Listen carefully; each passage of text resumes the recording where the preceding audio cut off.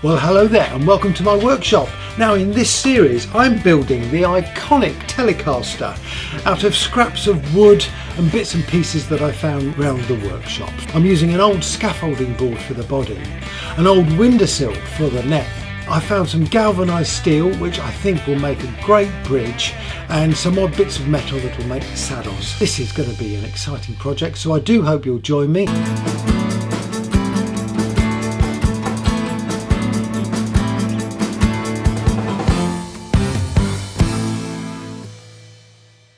Episode 5 in the series, so if you want to see what I've done right from the start, then I'll put a link to the playlist just up in the corner there, so you can do that.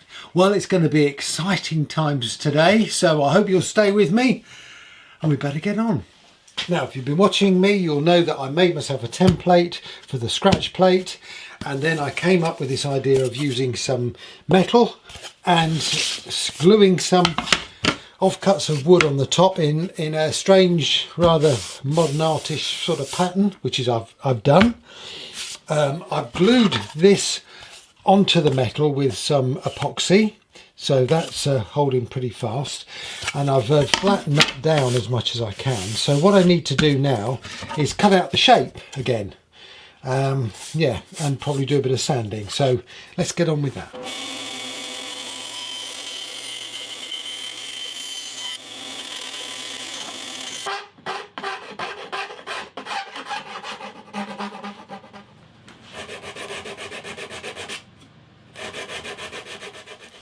Well, this is starting to come together. I'm going to have to put a bit of wood filler in some of the cracks there, but I think that's looking pretty good.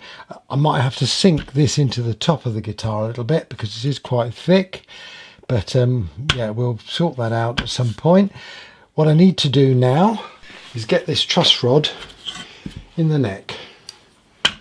So let's mark it out. Before I route the slot for the truss rod, I need to do a little bit of measuring, and that is because I attach the neck to my guitars with a single roofing bolt and an insert. So the insert here goes into the neck and that just goes through the body and it works a treat. That's how I'm going to do it for this one, but I need to know that the truss rod won't get anywhere in the way of the insert. So I'm going to have to be putting it about there. So anyway, this is where my neck template comes in. So this full length neck template, absolutely brilliant little gadget here, means that I can lay that on there, line the nut up at that end, get that centered there, and then just put a mark on the neck there, and that is where the hole's going to be, so I need to avoid that. So let's just allow a little bit of wood, and that looks like I'm going to be able to do the slot to about there. So let's mark it up.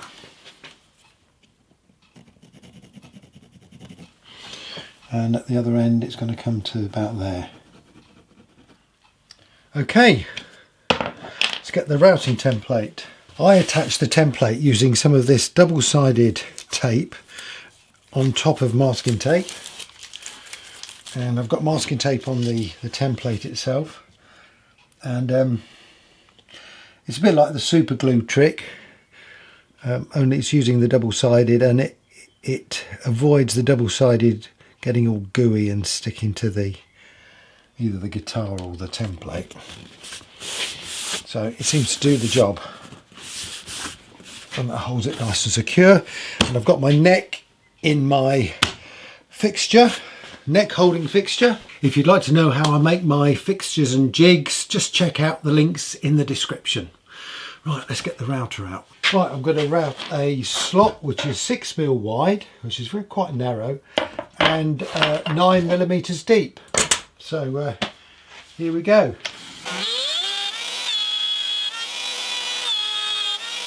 Right, that truss rod's fitting okay. I just need to chisel out some access to it.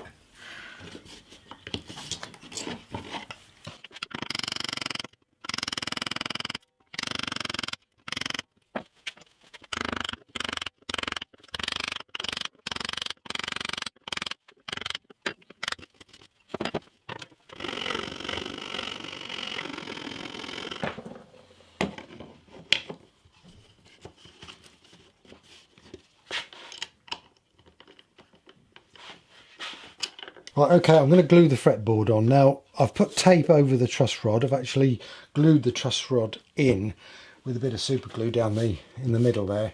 But by putting some tape on there, I can get another centre line drawn in, which is good. So I've lined that up there. I've got the nut in the right place, got the centre line in the right place. Got that there. I'm just going to drill a couple of register holes.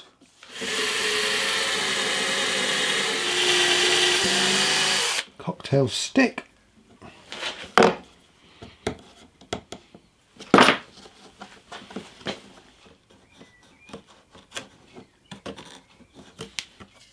Okay, I'm going to apply some glue.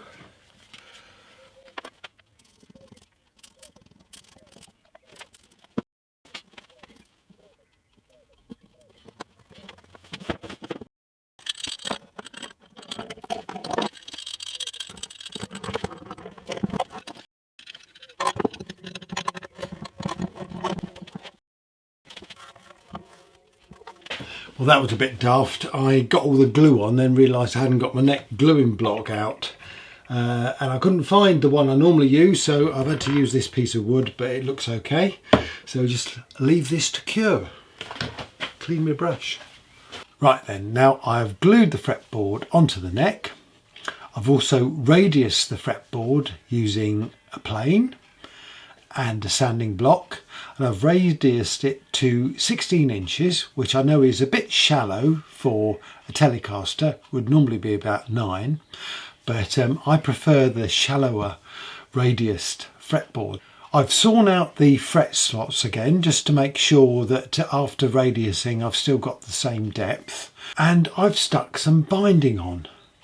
And well, that binding should have dried by now, so let's have a look at it. It's been curing for a couple of hours, but I think I'll leave it overnight. But I will just clear out some of the glue that's got stuck into the fret slots here, because that's going to cause me problems if I don't.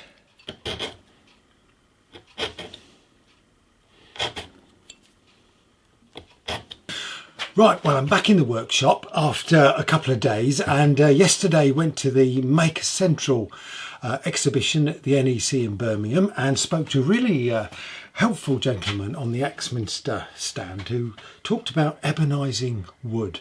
So I've got my vinegar with some wire wool in there. I've just put it in there. I've got to leave this apparently for a couple of weeks to get nice and rusty. And then we can try ebonising wood, because I've got an idea for the headstock of this Telecaster.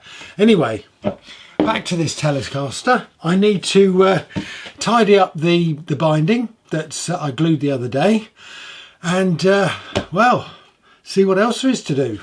But before I do that, I've got to say a big thank you to Daniel at Devil & Sons Guitars for sending me this little box of goodies. Now, you may know that Daniel really supports the guitar building community.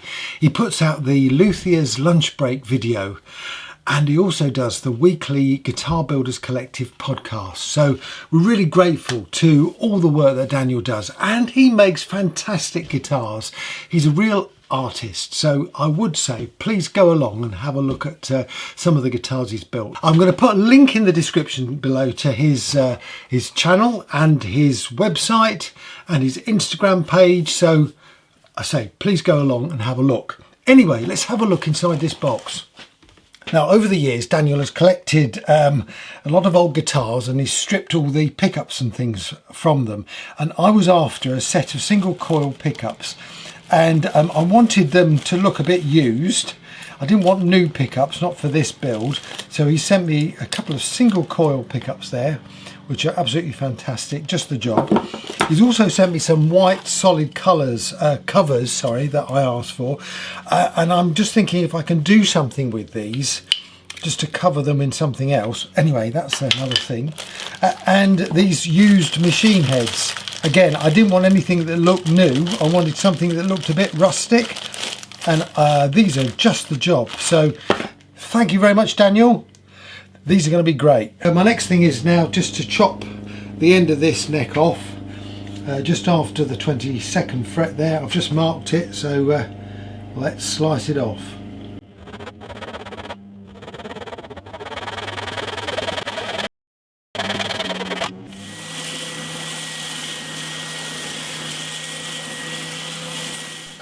Okay, I'm going to use my little template to mark the cut that I need on the end of the neck there. So that looks about right. Just line that up with the bottom of the neck and draw that in.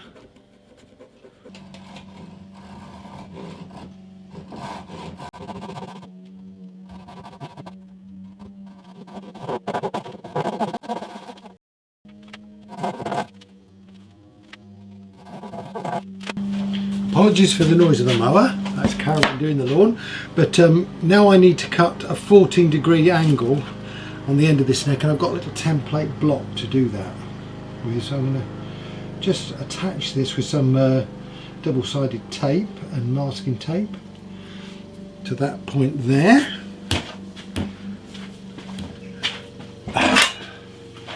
Get my trusty saw. I think I'll use my nice Axminster saw here, or Stiles and Brown. Here we go.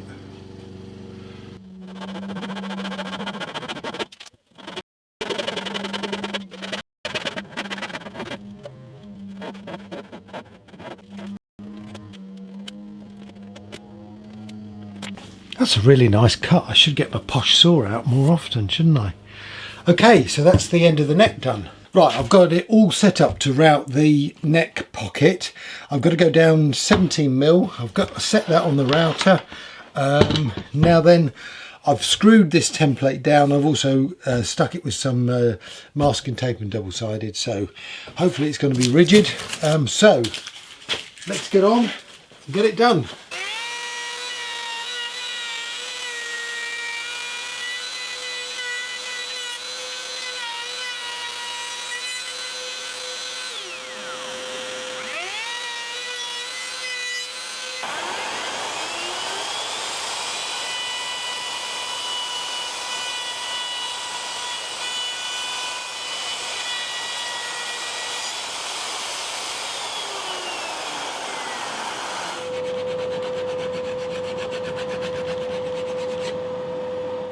Okay, so I've used my dovetail bit in the router to just route out a bit of an angle there, and I've just also curved the end of this neck, so now that should fit nicely into there, and there we have it.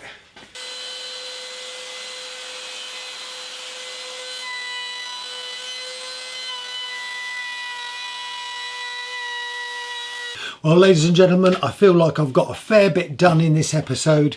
This guitar is coming together, and I have to say, I just love the shape of the Telecaster. It's not a guitar that I've ever owned. I just didn't appreciate that this really is the iconic electric guitar. And making it out of scraps is really liberating because, you know, I'm not too worried about the final look of this guitar. At the end of the day, I just want it to look like a real rock and roll guitar, and it's coming on like this. And I think, yeah, I can understand why people start with a Telecaster when they're building guitars, because it's a fantastic guitar. Anyway, I hope you'll join me in the next episode when we will continue this build. I know it's supposed to be a quick and dirty build, but I'm really enjoying it. I hope you are too. So I'll see you in a bit. Take care. Cheers.